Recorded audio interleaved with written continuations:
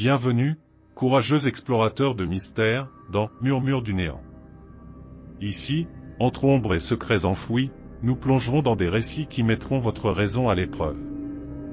Préparez-vous à affronter l'inexplicable et à découvrir ce qui se cache dans les ténèbres. Aujourd'hui, nous partagerons 3 histoires d'horreur. Mais attention! Êtes-vous prêt à affronter la vérité cachée et à faire face à vos pires cauchemars? Le temps presse, et l'horloge sonne minuit. Serez-vous capable de survivre au murmure du néant? La cabane des ombres. Au cœur d'une forêt dense, enveloppée de mystère et de silence, se dressait une cabane en bois qui depuis des décennies servait de refuge à ceux en quête de paix et de solitude. Modeste construction au toit de chaume, ses fenêtres semblaient observer fixement l'obscurité infinie des arbres la nuit. Son intérieur, bien que simple, cachait des secrets qui n'auraient jamais dû être dérangés. C'est dans cette atmosphère de tranquillité forcée que Lucas, un homme d'âge moyen aux prises avec des problèmes familiaux, décida de louer la cabane pour une retraite temporaire. Son esprit avait besoin de clarté et de sérénité pour affronter les défis que la vie lui imposait. Ainsi, il arriva un après-midi frais d'automne, une valise pleine d'espoir pour un nouveau départ. Les premiers jours se déroulèrent sans incident. Lucas explora les environs, se promena dans la forêt et apprécia la sérénité que seule la nature intacte peut offrir. Cependant, à la nuit tombée, quelque chose commença à perturber sa paix nouvellement trouvée. Le début des étranges phénomènes. Au début, c'était à peine perceptible, des chuchotements lointains, comme des voix anciennes piégées entre les arbres. Lucas, attribuant les sons à son épuisement émotionnel, essaya de les ignorer. Mais les chuchotements persistaient, augmentant en intensité et en clarté chaque nuit qui passait. Parfois, il semblait murmurer son nom, comme s'il était appelé vers quelque chose d'inconnu et de sinistre. Une nuit, les chuchotements se transformèrent en pas prudents à l'intérieur de la cabane. Lucas se réveilla en sursaut, le cœur battant la chamade dans sa poitrine tandis qu'il écoutait les bruits qui résonnaient entre les murs de bois. Il se leva en silence, une lampe de poche tremblante à la main, et se dirigea vers la pièce principale de la cabane. Ce qu'il vit le glaça jusqu'aux os, des ombres qui s'agitaient comme des êtres vivants, se déplaçant sans source de lumière visible. Les meubles grinçaient doucement comme s'ils étaient témoins de quelque chose au-delà de la compréhension humaine. Lucas essaya de rationaliser, de trouver une explication logique à ce que ses yeux voyaient, mais la certitude de l'inexplicable le dominait. La fuite et le mystère révélé. À partir de cette nuit-là, la frontière entre réalité et cauchemar s'effaça pour Lucas. Chaque nuit apportait de nouveaux tourments, des ombres qui se tordaient comme des êtres vivants, des rires étouffés résonnant dans les coins les plus sombres de la cabane et une présence qui semblait l'observer même lorsqu'il était seul. Finalement, dans un acte de désespoir, Lucas décida de fuir. Au cœur de la nuit, il quitta la cabane hantée et courut vers la maison du seul voisin vivant à quelques miles de là. Là, il trouva refuge temporaire et partagea les événements inexplicables qu'il avait vécus. Ensemble, ils décidèrent d'appeler la police.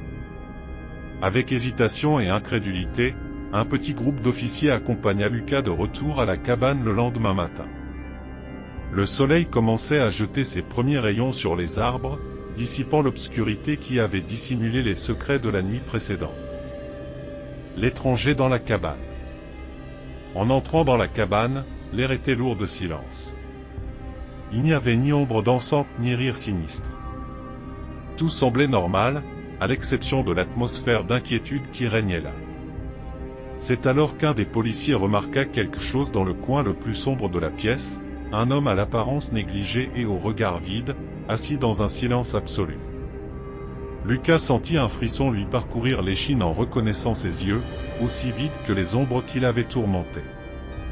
L'homme ne résista pas à son arrestation, mais lors de l'interrogatoire, il resta silencieux. Les autorités découvrirent qu'il était un fugitif recherché pour des crimes horribles commis dans d'autres localités voisines. Cependant, aucune explication plausible ne fut trouvée pour les événements surnaturels qui avaient hanté la cabane. La connexion avec le passé. À mesure que l'enquête avançait, des récits de villageois sur des histoires anciennes et oubliées commencèrent à émerger. La cabane avait été le théâtre de tragédies dans le passé, des événements qui avaient jeté une ombre sombre sur sa réputation. Lucas découvrit que plusieurs locataires précédents avaient disparu sans laisser de traces, tandis que d'autres étaient partis au milieu d'histoires de visions perturbantes et de voix résonnant la nuit. La vérité derrière les événements resta un mystère, enfoui dans les annales sombres de l'histoire de cette cabane isolée. Lucas ne retourna jamais à la cabane, et l'endroit, désormais abandonné et entouré de secrets, demeura comme un monument à la peur et à l'obscurité qui habitent les recoins les plus profonds de l'esprit humain. Ainsi, la cabane des ombres resta debout, témoin du flux implacable du temps et cachant ses secrets dans l'étreinte glaciale des arbres qui l'entouraient. Pour ceux qui osent s'aventurer au-delà des limites du connu, elle demeure un rappel sombre qu'il existe des endroits où la réalité s'efface et où l'inconnu s'agite dans les ombres de la nuit éternelle. Alors que nous nous apprêtons à révéler une nouvelle histoire qui va au-delà des limites de la peur, je vous demande, avez-vous vérifié que vous êtes bien abonné à notre chaîne? Ne prenez pas le risque de manquer les prochains chapitres terrifiants qui mettront votre courage à l'épreuve. Soyez prêts à plonger dans un nouveau cauchemar avec nous. Rencontre sur la route sombre. La nuit enveloppait la route solitaire comme un manteau d'ombre et de silence.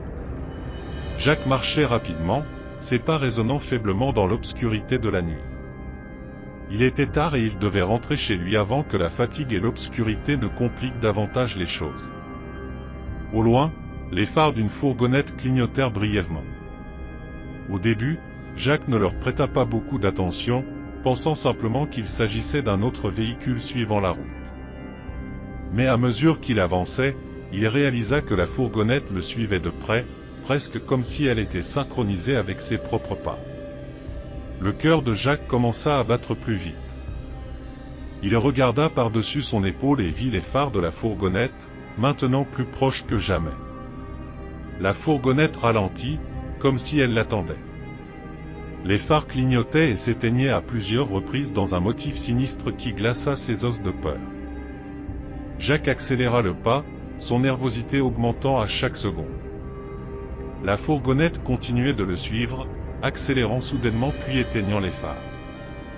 Chaque fois que les phares se rallumaient, la vision était une invitation à la terreur, le laissant se demander ce qui pouvait se cacher derrière ces vitres teintées.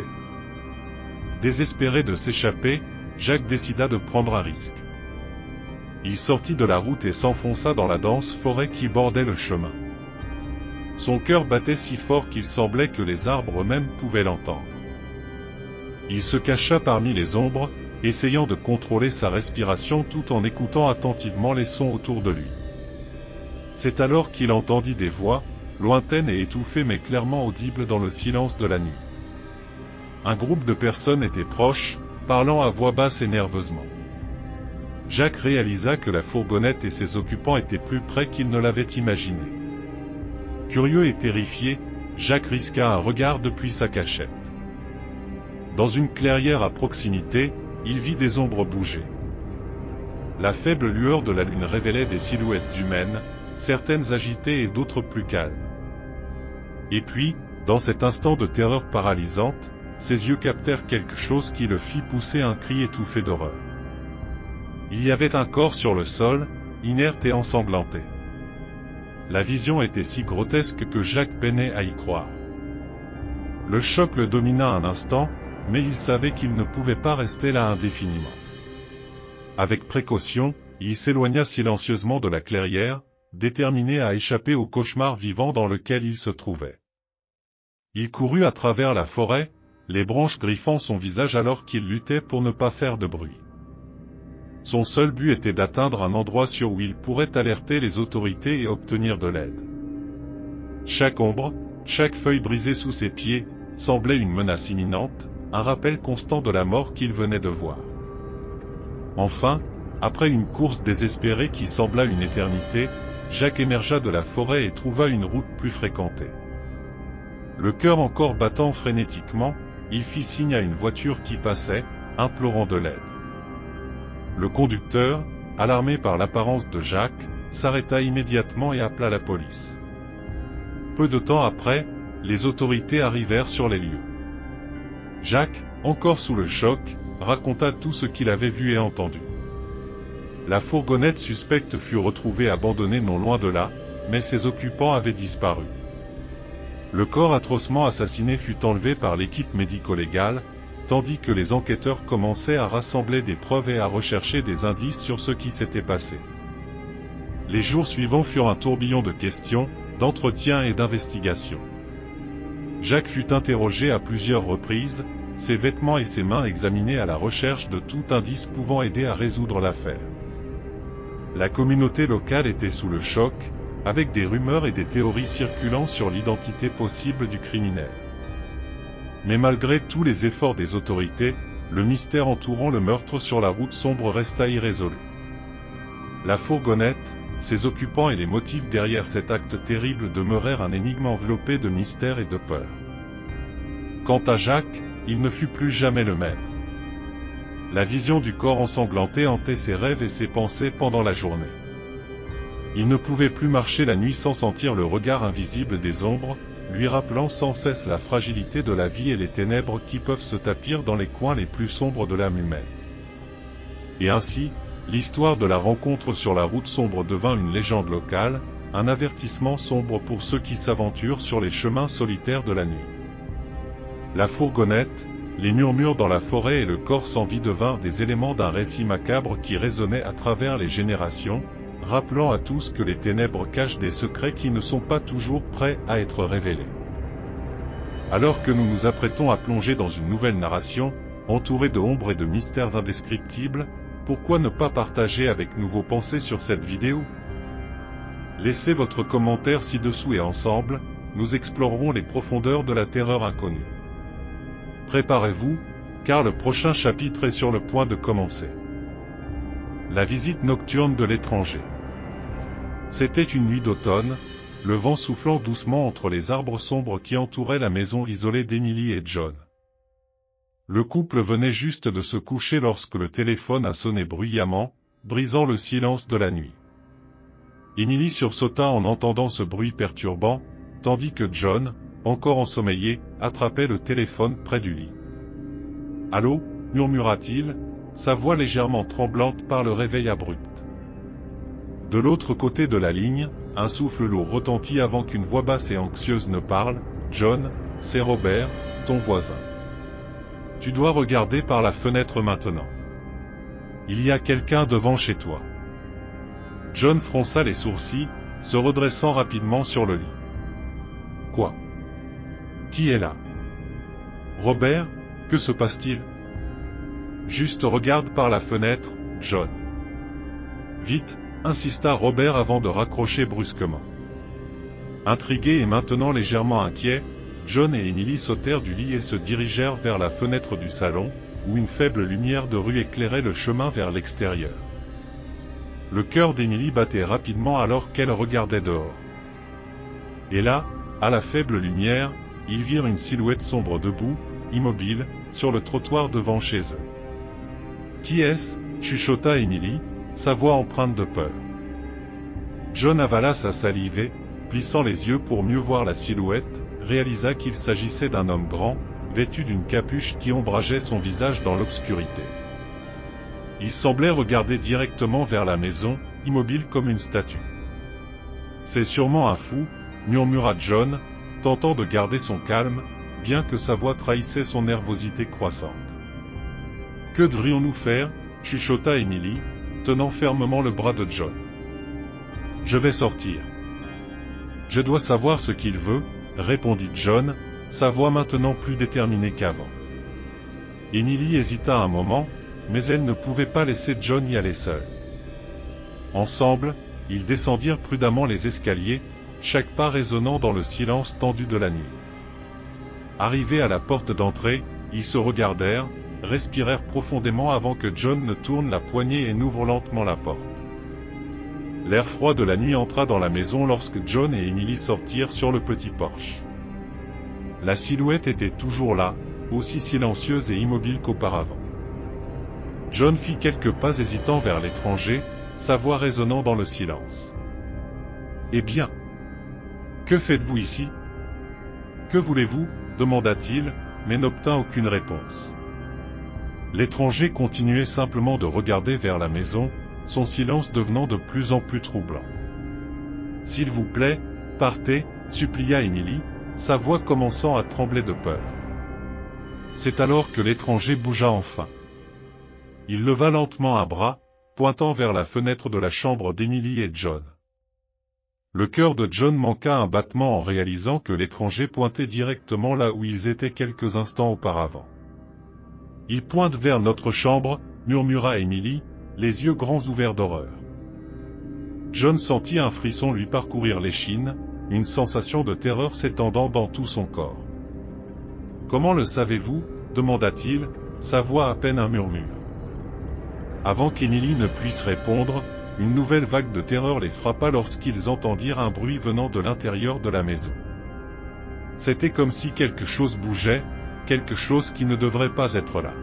« Partons d'ici » s'exclama John, poussant Émilie loin de l'étranger et de retour dans la maison. Ils montèrent en courant les escaliers, leur cœur battant si fort qu'il semblait assourdissant. Arrivés dans la chambre, ils trouvèrent la fenêtre ouverte, le rideau bougeant doucement avec la brise froide de la nuit. « Il pointait ici » murmura John, son esprit luttant pour assimiler ce qui se passait. Émilie referma la fenêtre avec force, la verrouilla immédiatement. Elle regarda John, les yeux emplis de peur et de confusion. « Que se passe-t-il, John? Qui était cet homme ?» John respira profondément, essayant de calmer ses nerfs tandis que ses pensées s'emballaient. « Je ne sais pas, Émilie. Mais nous devons appeler la police. Maintenant ?» Émilie hocha la tête, attrapant le téléphone près du lit et composant le numéro d'urgence. Pendant qu'ils attendaient, le silence dans la maison semblait oppressant, comme s'ils étaient observés par des yeux invisibles. Chaque bruit hors de place les faisait frissonner, craignant que l'étranger ne revienne. La police arriva rapidement, mais ne trouva aucune trace de l'homme mystérieux.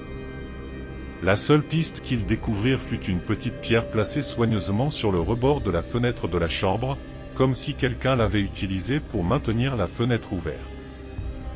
Depuis cette nuit-là, Émilie et John ne purent jamais oublier la sensation de terreur qu'ils avaient ressentie. L'étranger ne fut jamais revu, mais ses visites nocturnes entraient leurs rêves pendant des années. Ils ne surent jamais ce qu'il voulait ni pourquoi il avait choisi leur maison en cette nuit sombre, mais une chose était sûre, ses yeux vides et ce silence perturbant resteraient à jamais gravés dans leur mémoire, un sombre rappel que le mal peut rôder là où on s'y attend le moins. Alors que nous nous apprêtons à conclure cette exploration des ténèbres, je vous encourage à vous abonner à la chaîne Conto Agonisante pour ne pas manquer les prochaines histoires qui mettront votre courage à l'épreuve. N'oubliez pas d'activer la cloche de notification pour être informé à chaque nouveau frisson. Partagez également vos réflexions avec nous dans les commentaires ci-dessous. Nous avons hâte de continuer à explorer ensemble les profondeurs de la peur. À bientôt, et retrouvons-nous dans le prochain cauchemar.